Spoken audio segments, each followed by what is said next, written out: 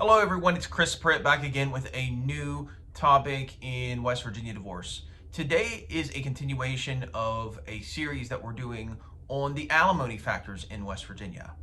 And today we're going to be talking about two of the factors that are going to be considered when it comes to whether to award alimony in West Virginia.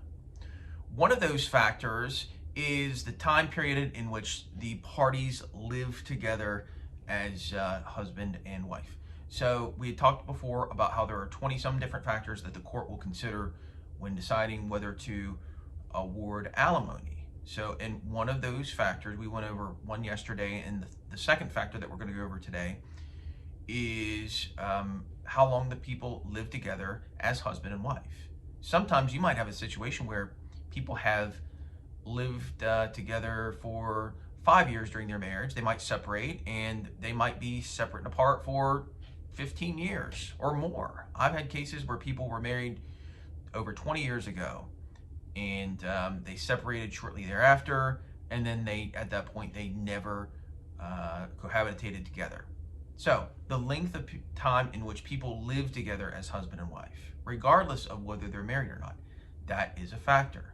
So if the amount of time they live together as husband and wife is longer, then that is going to tend to be more likely that a court will actually grant alimony. So that is another factor that the court is going to consider.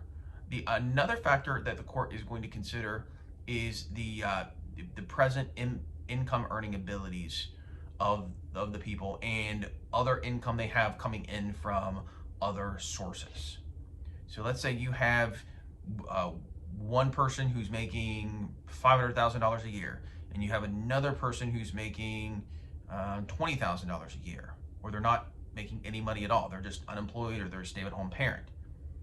That would be a factor that would lend more towards somebody being awarded alimony in West Virginia. Now, the closer you get to the parties having an equal income, the less likely it is that there is going to be an award of alimony. And so, but you can always bet that if there's a big difference in the income of the people, then it's more likely that there is going to be an award of alimony. So those are two of the factors that a court is going to consider when it comes to whether to award alimony. So that consists of today's video. If you have any questions at all, feel free to give me a call or send me an email. Have a good day.